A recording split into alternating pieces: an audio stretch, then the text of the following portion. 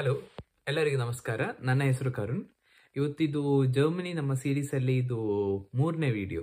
So ಇವತ್ತು ನಾನು ಸ್ವಲ್ಪ ಇಂಪಾರ್ಟೆಂಟ್ ಟಾಪಿಕ್, ಅಂದರೆ ತುಂಬ ಮಂದಿಗೆ ಕ್ಯೂರಿಯಾಸಿಟಿ ಇರುವ ವಿಷಯ, ಅದರ ಬಗ್ಗೆ ಮಾತಾಡುವ ಅಂತಿದ್ದೆ. ಹೌ ಮಚ್ ಯು ಕ್ಯಾನ್, ನಿಮಗೆ ಎಷ್ಟು ಇನ್ಕಮ್ ಜನರೇಟ್ ಮಾಡ್ಬೋದು ಜರ್ಮನಿಯಲ್ಲಿ ಮಾಸ್ಟರ್ಸಿಗೆ ಬಂದಾಗ ಪಾರ್ಟ್ ಟೈಮ್ ಜಾಬ್ ಮಾಡಿಕೊಂಡು ಅಂತ. ಸೊ ಮಾಸ್ಟರ್ಸ್ ಅಂತಲ್ಲ, ಓವರ್ ಆಲ್ ಆಗಿ ಈಗ ನೀವು ಬ್ಯಾಚುಲರ್ಸಿಗೆ ಬರೋದಾದರೂ ಅಥವಾ ನೀವು ಈಗ ಅಪೋರ್ಚುನಿಟಿ ಕಾರ್ಡ್ ತಗೊಂಬರೋದಾದ್ರೂ ಎಷ್ಟು ನಿಮಗೆ ಸಾಮಾನ್ಯವಾಗಿ ಒಂದು ತಿಂಗಳಿಗೆ ಅರ್ನ್ ಮಾಡ್ಬೋದು ಅಂತ. Okay, so as of now ಇದು ವರ್ಷ ಚೇಂಜ್ ಆಗ್ತಾ ಇರ್ತದೆ, ಇದು ಮಿನಿಮಮ್ ವೇಜ್ ಅಂತ. ಅಂದರೆ ಇನ್ಫ್ಲೇಷನ್ ಇದೆ, ಸೊ ಗ್ರ್ಯಾಜುವಲಿ ಹೆಚ್ಚಾಗಿ ಎಲ್ಲ ಕಂಟ್ರಲ್ಲಿ ಚೇಂಜ್ ಆಗ್ತಿದ್ದಾಗೆ ಇವಾಗ ಆ್ಯಸ್ ಆಫ್ ನೌ ಜರ್ಮನಿಯಲ್ಲಿ 2025 ನಾನು ಅನ್ಕೊಳ್ತೇನೆ 12.85 1 ಗಂಟೆ ನೀವು ವರ್ಕ್ ಮಾಡಿದರೆ 12.85 ಸಾಮಾನ್ಯವಾಗಿ 1,000 ಅಷ್ಟು ಬರ್ತದೆ 1 ಗಂಟೆ ವರ್ಕ್ ಮಾಡಿದರೆ. ಓಕೆ, ಸೊ ಈಗ ನೀವು ಸ್ಟೂಡೆಂಟ್ ಆಗಿ ಬರಬೇಕಾದ್ರೆ ನಿಮ್ಮ ವಿಸಾದಲ್ಲಿ ಪ್ರಿಂಟ್ ಆಗಿರ್ತದೆ ಎಷ್ಟು ಗಂಟೆ ನಿಮಗೆ ವರ್ಕ್ ಮಾಡ್ಲಿಕ್ಕೆ ಆಗ್ತದೆ ಅಂತ. ಸ್ಟೂಡೆಂಟಿಗೆ 140 ಎಷ್ಟಪ್ಪ, ಅದೇ 120 ಹಾಫ್ ಡೇಸ್ ಅಥವಾ 240 ಫುಲ್ ಡೇಸ್ ಅಂತ. Okay, 140 half days. ಹಾಗಿದ್ರೆ ಈಗ ನೀವೀಗ ಸೆಮಿಸ್ಟರ್ ಬ್ರೇಕ್ ಟೈಮಲ್ಲಿ ವರ್ಕ್ ಮಾಡಿದ್ರೆ ನಿಮಗೆ ಫುಲ್ ಟೈಮ್ ವರ್ಕ್ ಮಾಡೋಕ್ಕಾಗ್ತದೆ. ಸೆಮಿಸ್ಟರ್ ಬ್ರೇಕ್ ಅಂದರೆ ಇವಾಗ ಸಾಧಾರಣ ಏಪ್ರಿಲ್ ತಿಂಗಳು, ಮಾರ್ಚ್ ತಿಂಗಳು ಆ ಥರ ಬರ್ತದೆ. ಅದೆಲ್ಲ ಅಂತಿದ್ರೆ ಅಕ್ಟೋಬರ್ಗೆ ಮುಂಚೆ, ಸೆಪ್ಟೆಂಬರ್ ಆ ಟೈಮಲ್ಲಿ ಫುಲ್ ಟೈಮ್ ವರ್ಕ್ ಮಾಡಬಹುದು ನಿಮಗೆ. ಸೊ ಫುಲ್ ಟೈಮ್ ವರ್ಕ್ ಮಾಡೋ ಟೈಮಲ್ಲಿ ಒಂದು ವಾರಕ್ಕೆ 20 ಗಂಟೆ ವರ್ಕ್ ಮಾಡೋಕ್ಕಾಗ್ತದೆ. 40 ಗಂಟೆ ವರ್ಕ್ ಮಾಡೋಕ್ಕಾಗುತ್ತೆ. ಒಂದಿನ ಸಾಧಾರಣ 8 ಗಂಟೆ ರೇಷದಲ್ಲಿ ಬರ್ತದೆ. ಸೊ ಹಾಫ್ ಡೇ ಈಗ ನೀವು ಡ್ಯೂರಿಂಗ್ ದ ಸ್ಟಡೀಸ್ ನಿಮ್ಮ ಕ್ಲಾಸ್ ನಡೀತಾ ಇರಬೇಕಾದ್ರೆ ಆವಾಗ ನೀವು 20 ಗಂಟೆಯಷ್ಟೇ ವರ್ಕ್ ಮಾಡಲಿಕ್ಕೆ ಒಂದು ವಾರದಲ್ಲಿ. ಓಕೆ, ಅದೊಂದು ವಿಷಯ ನೀವು ಕ್ಲಿಯರ್ ಆಗಿ ನೆನಪಿಟ್ಕೊಳ್ಬೇಕು. ಒಂದು ವಾರದಲ್ಲಿ 20 ಗಂಟೆ ನಿಮಗೆ ಕ್ಲಾಸ್ ಇರುವ ಟೈಮಲ್ಲಿ. ಸೆಮಿಸ್ಟರ್ ಬ್ರೇಕ್ ಇರಬೇಕಾದ್ರೆ ಒಂದು ವಾರದಲ್ಲಿ 40 ಗಂಟೆ ವರ್ಕ್ ಮಾಡ್ಬೋದು. ಓಕೆ, ಏನಿಲ್ಲ, ನಿಮಗೆ ಬೇಕಾದ್ರೆ ವರ್ಕ್ ಮಾಡ್ಬೋದು, ಬಟ್ ನಿಮಗೆ ಟೈಮ್ ಸಿಗಲ್ಲ. ನಾರ್ಮಲ್ ಆಗಿ ನಿಮಗೆ ಕ್ಲಾಸಸ್ ಇರ್ತದೆ, ಎಕ್ಸಾಮ್ಸ್, ತುಂಬ ಕೆಲಸ ಇರ್ತದೆ. ಸೊ ಪ್ರಾಕ್ಟಿಕಲಿ ಅದು ಇಟ್ಸ್ ವೆರಿ ಡಿಫಿಕಲ್ಟ್. ಆದರೆ ಮಾಡೋರಿದ್ದಾರೆ, but it's not advisable. Okay, so ಅದು ವಿಷಯ. ಸಾಧಾರಣವಾಗಿ ನಿಮಗೆ 240 ಹಾಫ್ ಡೇಸ್ ವರ್ಕ್ ಮಾಡೋಕ್ಕಾಗ್ತದೆ. ಪ್ರತಿ ಗಂಟೆಗೆ 12.85 ಯೂರೋ ನಿಮಗೆ ಸ್ಯಾಲ್ರಿಯಾಗಿ ಬರ್ತದೆ. ಸೊ ಆ ಲೆಕ್ಕದಲ್ಲಿ ನೋಡೋದಾದರೆ ನಾನು ಏನೇನು ಕೆಲಸಗಳಿದೆ ಅಂತ ನಾನು ಹೇಳ್ತೇನೆ. ಅದಕ್ಕಿಂತ ಮುಂಚೆಯಾಗಿ ನಾವೀಗ ರಫ್ ಆಗಿ ಒಂದು ಕ್ಯಾಲ್ಕುಲೇಷನ್ ಮಾಡುವ ಎಷ್ಟು ಬರ್ತದೆ ಅಂತ. ಸೊ ನಾ ಹೇಳಿದ್ದು 12.8 ನೀವು ಸಾಧಾರಣ ಒಂದು ವರ್ಷ ನೀವು ಕೆಲಸ ಮಾಡಿದರೆ ಸಾಧಾರಣ 12 ಲಕ್ಷ ಹತ್ತಿರ ಬರ್ತದೆ.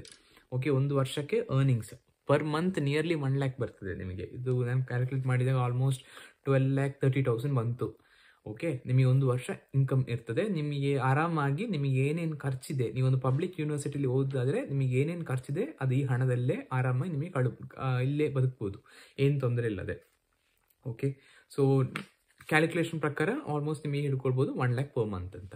ಸೊ ನಾನು ಈಗ 1 ಲ್ಯಾಕ್ ಹೇಳಿದ್ದು ಪಾರ್ಟ್ ಟೈಮ್ ಜಾಬ್ ಮಾಡಿದೆ. ಓಕೆ, ಸೊ ನಮಗೆ ಈಗ ಏನೇನು ಕೆಲಸ ಇದೆ ಸಿಗಲಿಕ್ಕೆ ಚಾನ್ಸಸ್ ಇದೆ ಅಂತ ನೋಡಬೇಕಾದ್ರೆ ಫಸ್ಟ್ ಕ್ಯಾಟಗರಿ ಒಂದು ಒಳ್ಳೆಯದು ಮತ್ತು ನಿಮಗೆ ಸುಲಭ ಏನಂದರೆ ಮಿನಿ ಜಾಬ್ ಅಂತ ಇದೆ. ಈಗ ಹಿವಿ ಪೊಸಿಷನ್ಸ್ ಅಂತ ನಿಮ್ಮ ಓದ್ತಿರೋ ಯೂನಿವರ್ಸಿಟೀಸಲ್ಲೇ ಪ್ರೊಫೆಸರ್ಸ್ ಅಡ್ವರ್ಟೈಸ್ ಮಾಡ್ತಾರೆ. ಈಗ ಫಾರ್ ಎಕ್ಸಾಂಪಲ್ ಹಿವಿ ಜಾಬ್ ಅಂದರೆ ಬೇರೆ ಬೇರೆ ತರಹ ಇರ್ತದೆ. ಹೆಚ್ಚಾಗಿ ಒಂದು ಪ್ರಾಜೆಕ್ಟ್ ಇದ್ದರೆ ಅಲ್ಲಿ ಆಲ್ರೆಡಿ PhD ಸ್ಟೂಡೆಂಟ್ಸ್ ವರ್ಕ್ ಮಾಡ್ತಾ ಇರ್ತಾರೆ. ಸೊ ಅವರಿಗೆ ಬೇಕಾಗಿರೋ ಕೆಲವು ಸಣ್ಣ ಸಣ್ಣ ಕೆಲಸ ಇರ್ತದೆ. ಏನು ರಿಯೇಜೆಂಟ್ ಪ್ರಿಪೇರ್ ಮಾಡಿಡೋದು ಅಥವಾ ಒಂದು ಆಟೋಕ್ಲೇವ್ ಮಾಡೋದು, ತುಂಬ ಸಣ್ಣ ಕೆಲಸಗಳು, ಅಥವಾ ಒಂದು ಡೇಟಾ ಎಂಟ್ರಿ ಮಾಡೋದು. ಓಕೆ, ಆರಲ್ಸ್ ಏನಾದ್ರು ಕ್ಯಾಲ್ಕುಲೇಷನ್ಸ್ ಇದ್ದೆ, ಅಥವಾ so very basic minimal easy task ಇರ್ತದೆ.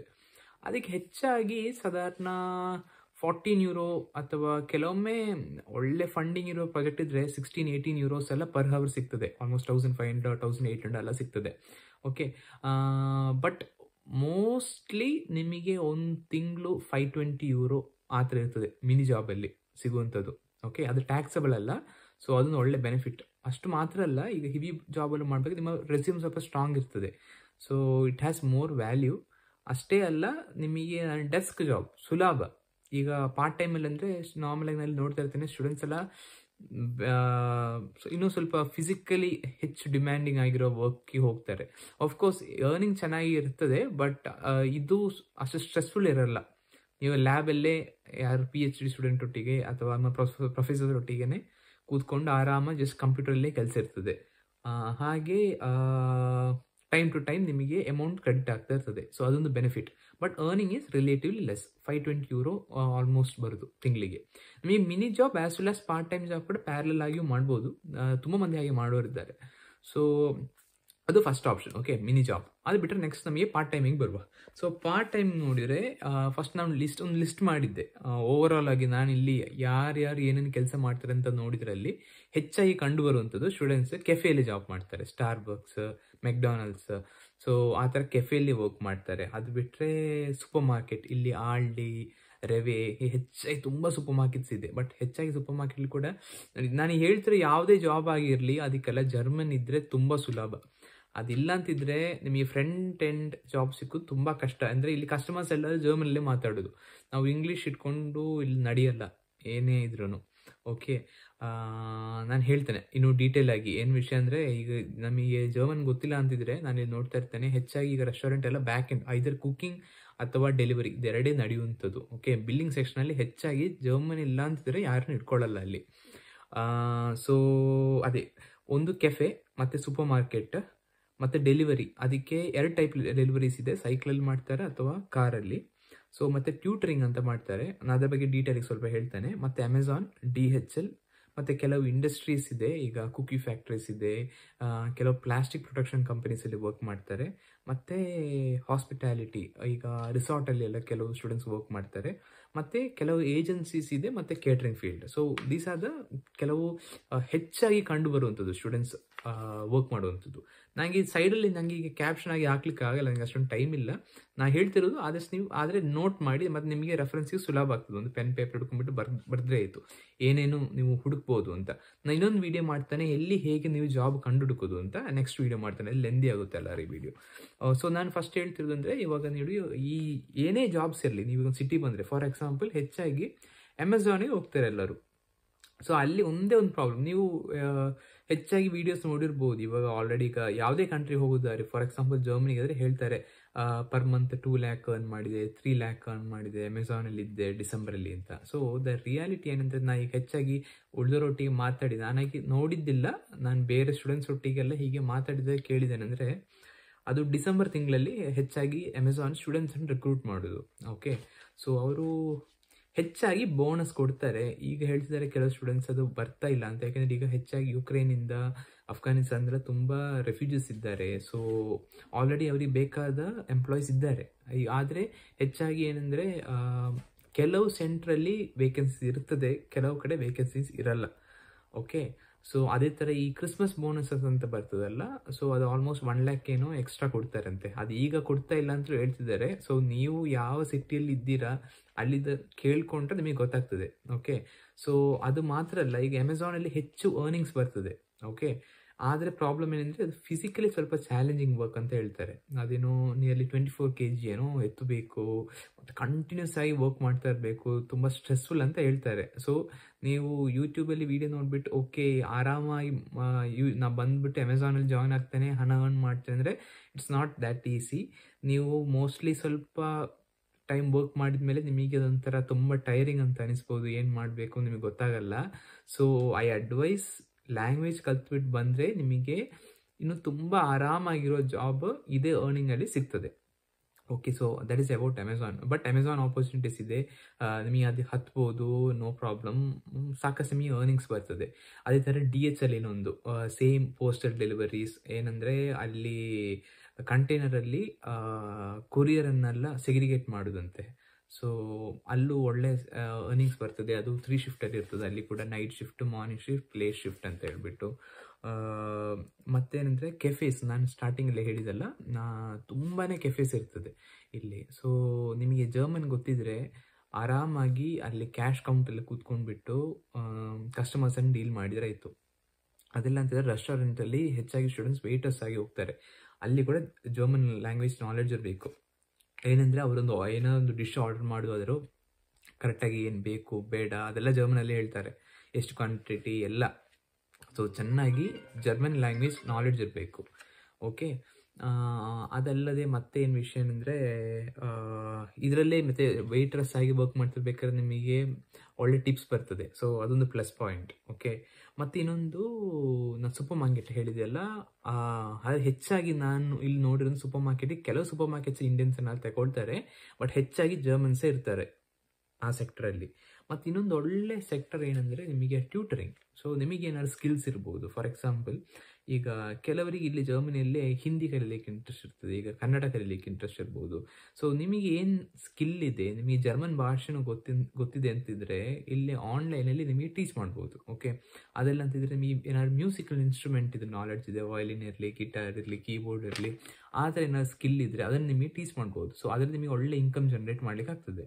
ಸೊ ನಿಮಗೆ ಪರ್ ಹರ್ ನಾರ್ಮಲ್ ಆಗಿ ಒಂದು ಸ್ಟೂಡೆಂಟಿಗೆ ಹೊರಗೆ ಕೆಲಸ ಮಾಡ್ಬೇಕಾದ್ರೆ 12.85 ಸಿಗ್ತದೆ ಅಂತಿದ್ರೆ, ನಿಮಗೆ ಒಂದು 4-5 ಸ್ಟೂಡೆಂಟ್ಸ್ ಇದ್ದರೆ ಪ್ರತಿಯೊಬ್ಬರಲ್ಲಿ ನಿಮಗೆ 12 ಚಾರ್ಜ್ ಮಾಡ್ಬೋದು. ನಿಯರ್ಲಿ ಒಂದು 40 ಯೂರೋವರೆಗೂ ನಿಮಗೆ ಪರ್ ಅವರ್ ಸಿಗ್ತದೆ. ಸೊ ನಿಮ್ಮ income will be way higher, ಆಯಿತಾ. ಪರ್ ಮಂತ್ ನಿಮಗೆ ಈಸಿಯಾಗಿ 2-3 ಲ್ಯಾಕಲ್ಲಿ ಅರ್ನ್ ಮಾಡ್ಲಿಕ್ಕೆ ಆಗ್ತದೆ. ಸೊ ಎಲ್ಲರೂ ಮಾಡ್ತಾರೆ ಅಂತ ಅಲ್ಲ, ಇಟ್ ಬೇಸ್ಡ್ ಆನ್ ನಿಮ್ಮ ಎಬಿಲಿಟಿ ಮೇಲೆ ಡಿಪೆಂಡ್ ಆಗಿರ್ತದೆ, ಎಷ್ಟು ನಿಮಗೆ ಅರ್ನ್ ಮಾಡ್ಲಿಕ್ಕೆ ಆಗ್ತದೆ, ಏನು ಸ್ಕಿಲ್ ಸೆಟ್ ಇದೆ ಅದರ ಮೇಲೆ, ಅದೆಲ್ಲ. Okay, so tutoring is a very good option. ಆದರೆ ಜರ್ಮನ್ ಲ್ಯಾಂಗ್ವೇಜ್ ನಾಲೆಡ್ಜ್ ಇರಬೇಕು. ಹಾಗೆ ಕೆಲವರು ಸ್ಟೂಡೆಂಟ್ಸ್ ಇಲ್ಲಿ ಇದು ಕೂಡ ಏನಂದರೆ ಚೈಲ್ಡ್ ಕೇರ್ ಅಂತ ಇದೆ. ಸೊ ಕೆಲವರು ಈಗ ಇಬ್ಬರು ಪೇರೆಂಟ್ಸ್ ವರ್ಕಿಂಗಲ್ಲಿ ಇದ್ದರೆ ಮಕ್ಕಳನ್ನು ನೋಡ್ಕೊಳ್ಳೋದು ಆ ಥರ ಕೆಲವರು ಹೋಗ್ತಾರೆ. ಬಟ್ ಅದಕ್ಕೆ ಇಲ್ಲಿಯ ಮಕ್ಕಳ ಹತ್ರ ಮಾತ್ರ ಅವರಿಗೆ ಇಂಗ್ಲೀಷ್ ಗೊತ್ತಿಲ್ಲ, ಜರ್ಮನ್ ಗೊತ್ತಿರಬೇಕು. ಹಾಗೆ ಈಗ ತುಂಬ ವಯಸ್ಸಾದವರನ್ನೆಲ್ಲ ಪಾರ್ಕಿಗೆ ಕರ್ಕೊಂಡು ಹೋಗುವಂಥದ್ದು, ಅವರಿಗೆ ಡೈಲಿ ವಾಕಿಂಗ್ಗೆ ಕಂಪ್ನಿಯಾಗಿ ಹೋಗೋದು, ಆ ಥರ ಕೂಡ ಇಲ್ಲಿ ಈ ಬೇಲೆಲ್ಲ ಅಡ್ವರ್ಟೈಸ್ಮೆಂಟ್ ಬರ್ತಾ ಇರ್ತದೆ. ಬಟ್ ಜರ್ಮನ್ ಲ್ಯಾಂಗ್ವೇಜ್ ಗೊತ್ತಿರಲೇಬೇಕು. ಈಗ ನಿಮಗೆ ಲ್ಯಾಂಗ್ವೇಜ್ ಗೊತ್ತಿದ್ದರೆ ಇದು ಎಲ್ಲ ಜಾಬ್ಸ್ ನಿಮಗೆ ಓಪನ್ ಆಗಿರ್ತದೆ, ಸುಲಭ. ಅದು ನಿಮಗೆ ಲ್ಯಾಂಗ್ವೇಜ್ ಗೊತ್ತಿಲ್ಲ ಅಂತಿದ್ರೆ ಒಂದೇ ಆಪ್ಷನ್ ಏನಂದರೆ ಡೆಲಿವರಿ. ಸೊ ಡೆಲಿವರಿ ನೋಡಿದ್ರೆ 2 ಟೈಪಲ್ಲಿ ಇದೆ. ಒಂದು ನೀವು ಸೈಕಲಲ್ಲಿ ಹಿಡ್ಕೊಂಡು ಹೋಗಬೇಕು, ಸೊ ಅದಕ್ಕೆ ಲೈಸೆನ್ಸ್ ಬೇಡ. ಅದಿಲ್ಲ ಅಂತಂದರೆ ಕಾರ್. ಇಲ್ಲಿ ಹೆಚ್ಚಾಗಿ ಎಲ್ಲ ಹೋಟ್ಲಲ್ಲಿ ಅವರೇ ಡೆಡಿಕೇಟೆಡ್ ಆಗಿ, ಪಿಜ್ಜಾ ಹಟ್ ಆಗಿರಲಿ ಏನೇ ಆಗಿರಲಿ ಅವ್ರದ್ದೇ ಕಾರ್ ಇರ್ತದೆ. ನಿಮಗೆ ಕಾರ್ ಕೊಟ್ಬಿಡ್ತಾರೆ. ನೀವೇನು ಮಾಡಬೇಕಂತಿದ್ರೆ ಲೈಸೆನ್ಸನ್ನು ತಗೊಂಡು ಬರಬೇಕು. ಸೊ ಇಲ್ಲಿ ಜರ್ಮನಿಯಲ್ಲಿ ಲೈಸೆನ್ಸ್ ಸಿಗೋದು ಸ್ವಲ್ಪ ಕಷ್ಟದ ವಿಷಯ, ಹಾಗೆ ಸ್ವಲ್ಪ ಖರ್ಚಿದೆ. ಮೋಸ್ಟ್ 3 ಲ್ಯಾಕ್ವರೆಗೆ ಆಗ್ತದೆ ಅಂತ ಹೇಳ್ತಾರೆ. ಓಕೆ, ತುಂಬ ಸ್ಟ್ರಿಕ್ಟ್ ಬೇರೆ ಇಲ್ಲಿ. ಸೊ ನಿಮಗೆ ಲೈಸೆನ್ಸ್ ಇದ್ದರೆ ಅದೊಂದು ಒಳ್ಳೆಯ ಆಪ್ಷನ್ ಮತ್ತು ಸುಲಭ ಕೂಡ ಡೆಲಿವರಿ ಜಾಬ್ಸ್.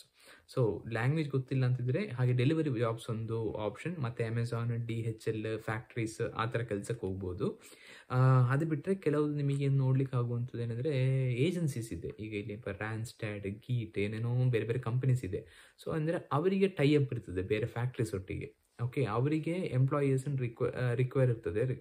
ಸೊ ರಿಕ್ವೈರ್ಮೆಂಟ್ ಬೇಕಾದ್ರೆ ನಿಮ್ಮನ್ನು ಹೈರ್ ಮಾಡ್ತಾರೆ. ಸೊ ಅದೊಂದು ಈಸಿ ಆಪ್ಷನ್. ನೀವು ಡೈರೆಕ್ಟಾಗಿ ಏಜೆನ್ಸಿಗೆ ಹೋಗಿ ಕೇಳಿದರೆ ಇತ್ತು ಏನಾದ್ರು ಜಾಬ್ಸ್ ಇದೆ ಅಂತ. ಹೆಚ್ಚಾಗಿ ಕೆಲವರು ಹೇಳ್ತಾರೆ ನೀವು ಏಜೆನ್ಸಿ ಡೋರ್ ಹತ್ರ ಹತ್ತಬೇಕಾದ್ರೆ ಕೇಳ್ತಾರೆ ನಿಮಗೆ ಭಾಷೆ ಗೊತ್ತುಂಟಾ ಇಲ್ವಾ ಅಂತ. ಇಲ್ಲ ಅಂತಿದ್ರೆ ನೋ ಅಂತ ಹೇಳ್ತಾರೆ. But you can try your luck. ತುಂಬ ಜಾಬ್ಸ್ ಇರ್ತದೆ ಕಂಪನೀಸಲ್ಲಿ ಎಲ್ಲ, ಲ್ಯಾಂಗ್ವೇಜ್ ಬೇಡದಿರುವಂಥದ್ದು ಕೂಡ. ಸೊ ನೀವು ಯಾವ ಸಿಟಿಯಲ್ಲಿ ಇರ್ತೀರಾ ಅದರ ಮೇಲೆ ಇದೆಲ್ಲ ಡಿಪೆಂಡ್ ಆಗಿರ್ತದೆ. So that is one more option. ಮತ್ತೇನಪ್ಪ, ಕೇಟ್ರಿಂಗ್ ಕೆಲವರು ಹೋಗ್ತಾರೆ ಅಂತ ಹೇಳಿದ್ದಾರೆ, ನಾನು ನೋಡಿದ್ದಿಲ್ಲ. ಏನಂದರೆ ಅದು ಕ್ಯಾಶ್ ಇನ್ ಹ್ಯಾಂಡ್ ಹತ್ರ ಬರ್ತದೆ ಅದು, ಬಟ್ ನಾಟ್ ಲೀಗಲ್. ಸೊ ನಂಗೆ ಗೊತ್ತಿಲ್ಲ ಅವರು ಹೇಗೆ ಮಾಡ್ತಾರೆ ಏನು ಅಂತ. ಬಟ್ ಆ ಥರ ಕೇಳಿದ್ದಾನೆ ಬೇರೆಯವ್ರ ಕಡೆಯಿಂದ. ಈಗ ಫಂಕ್ಷನ್ ಬೇಕಾದ್ರೆ ಸ್ಟೂಡೆಂಟ್ಸ್ ಎಲ್ಲ ಈ ಟೀಮ್ ಒಟ್ಟಿಗೆ ಬೇರೆ ಬೇರೆ ಸಿಟಿಗೆ ಹೋಗ್ಬಿಟ್ಟು ಅಲ್ಲಿ ಇಂಡಿಯನ್ ಐಟಮ್ಸ್ ಎಲ್ಲ ಕುಕ್ ಮಾಡಲಿಕ್ಕೆ ಹೆಲ್ಪ್ ಮಾಡಿಬಿಟ್ಟು ಡೈರೆಕ್ಟಾಗಿ ಹಣ ತಗೊಂಡು ಬರ್ತಾರೆ ಅಂತ. ಹಾಗೆ ಕೆಲವರು ಹೌಸ್ ಶಿಫ್ಟಿಂಗ್ ಹೋಗ್ತಾರೆ, ಅದೆಲ್ಲ ಬಟ್ ತುಂಬ ಫಿಸಿಕಲಿ ಡಿಮ್ಯಾಂಡಿಂಗ್. ಈಗ ಫ್ರಿಡ್ಜ್, ವಾಷಿಂಗ್ ಮಿಷಿನ್ ಎಲ್ಲ ಶಿಫ್ಟ್ ಮಾಡಲಿಕ್ಕೆ ಹೋಗುವಂಥದ್ದು ಆ ಥರದ್ದು. ಬಟ್ ಇಟ್ಸ್ ನಾಟ್ ರೆಕಮೆಂಡಬಲ್ ಅಂತಹ ಕೆಲಸಕ್ಕೆ ಹೋಗುವಂಥದ್ದು. ಏನಂದರೆ ನೀವು ಬರ್ತಿರೋದು ಇಲ್ಲಿ ಓದಲಿಕ್ಕೆ ಅಷ್ಟೇ, ನಿಮಗೆ ಊರಲ್ಲೆಲ್ಲ ಆ ಥರ ಕೆಲಸ ಮಾಡಿ ನಿಮಗೆ ಅಭ್ಯಾಸ ಇದ್ದಿರಲಿಕ್ಕಿಲ್ಲ. ಸೊ ನಿಮಗೆ ಭಾಷೆ ಕಲಿತು ಬಂದರೆ ಆರಾಮಾಗಿ ಇಲ್ಲಿ ಏನಾದ್ರು ಡೆಸ್ಕ್ ಜಾಬ್ ಪಾರ್ಟ್ ಟೈಮ್ ಹುಡ್ಕೊಂಡ್ಬಿಟ್ಟು ಅದು ಮಾಡ್ತಾ ಇರ್ಬೋದು. ಯಾಕೆಂದರೆ ಅರ್ನಿಂಗ್ಸಲ್ಲಿ ಏನು ಡಿಫ್ರೆನ್ಸ್ ಇರಲ್ಲ. ನೀವು ಡೆಸ್ಕ್ ಜಾಬಲ್ಲಿ ಇನ್ಫ್ಯಾಕ್ಟ್ ಏನು ಜಾಸ್ತಿ ಅರ್ನ್ ಮಾಡ್ತೀರಾ. ಸೊ ನೀವು ಆ ಥರ ಭಾಷೆ ಕಲಿತು ಬಂದರೆ ಆರಾಮಾಗಿ ನಿಮಗೆ ಪಾರ್ಟ್ ಟೈಮ್ ಒಂದು ಅಚೀವ್ ಮಾಡಿಬಿಟ್ಟು ಮಿನಿಮಮ್ ಇಯರ್ಲಿ 12 ಲ್ಯಾಕ್ವರೆಗೆ ಗೈನ್ ಮಾಡ್ಬೋದು. ಸೊ ಒಂದು ಸ್ಟೂಡೆಂಟಿಗೆ ಮೋಸ್ಟ್ಲಿ ಒಂದು 70,000 to 80,000 ನಿಮ್ಮ ಖರ್ಚೆಲ್ಲ ಆಗ್ತದೆ. ಸೊ ಯೂಶ್ವಲಿ ಮತ್ತು ನಿಮ್ಮ ಲೈಫ್ ಸ್ಟೈಲ್ ಮೇಲೆ ಡಿಪೆಂಡ್ ಆಗ್ತದೆ. ನಾನು ಇನ್ನೊಂದು ವೀಡಿಯೋ ಮಾಡ್ತೇನೆ ಕರೆಕ್ಟಾಗಿ ಏನೇನು ಖರ್ಚಿದೆ, ಎಷ್ಟು ಇನ್ಶೂರೆನ್ಸ್ ಬರ್ತದೆ, ಎಷ್ಟು ಪಬ್ಲಿಕ್ ಟ್ರಾನ್ಸ್ಪೋರ್ಟಿಗೆ ಕಾಸ್ಟ್ ಆಗ್ತದೆ ಅಂತ ಇನ್ನೊಂದು ವೀಡಿಯೋ ಮಾಡ್ತೇನೆ. ಸೊ ಯೂಶ್ವಲಿ ನಿಮಗೊಂದು ಕಮ್ಮಿ ಹೋದ್ರೆ ಒಂದು 30,000 ನಿಮಗೆ ಮಂತ್ಲಿ ಸೇವ್ ಮಾಡಲಿಕ್ಕೆ ಮಿನಿಮಮ್. ಓಕೆ, ಸೊ ನೀವು ಕ್ಯಾಲ್ಕುಲೇಟ್ ಮಾಡಿದರೆ ಈಗ ಇಂಡಿಯಾದಲ್ಲಿ ಒಂದು ಸ್ಟಾರ್ಟಿಂಗ್ ಜಾಬ್ ಏನೇ ಇರಲಿ, ಇಂಜಿನಿಯರಿಂಗ್ ಮಾಡಲಿ, ಯಾವುದೇ ಡಿಗ್ರಿ ಮಾಡಿದ್ರು ಸ್ಟಾರ್ಟಿಂಗ್ ನಿಮಗೆ ಒಂದು 30,000 ಅಥವಾ 40,000 ಬರೋದು ಹೆಚ್ಚಾಗಿ. ಓಕೆ, ಕೆಲವು ಒಳ್ಳೆ ಇನ್ಸ್ಟಿಟ್ಯೂಟ್ಸಿಂದ ಬರಬೇಕಾದ್ರೆ ಹೇಗೆ ಬರ್ತದೆ 1 lakh 2 lakh ಅಲ್ಲ. ಬಟ್ ನಾನೊಂದು ಮಾಸ್ ಮೆಜಾರಿಟಿಯಲ್ಲಿ ಹೇಗಿರ್ತದೆ ಅಂತ ಹೇಳ್ತಾ ಇರೋದು. ಓಕೆ, ಸೊ ನೀವು ಇಲ್ಲಿ ಓದ್ತಿರ್ಬೇಕಾದ್ರೆ ಅಷ್ಟು ಅರ್ನಿಂಗ್ಸ್ ಹೇಗೂ ಬರ್ತದೆ. ಓಕೆ, ಸೊ ಇದೊಂದು ಒಳ್ಳೆ ಗುಡ್ ಆಪ್ಷನ್. ಟ್ರೈ ಮಾಡಿ. ಏನಾದ್ರು ಡೌಟ್ಸ್ ಇದ್ದರೆ ನೀವು ಕಮೆಂಟಲ್ಲಿ ನನಗೆ ಕೇಳ್ಬೋದು, ಆದಷ್ಟು ನಾನು ಹೆಲ್ಪ್ ಮಾಡ್ತೇನೆ. Okay, thank you very much for watching. Bye bye.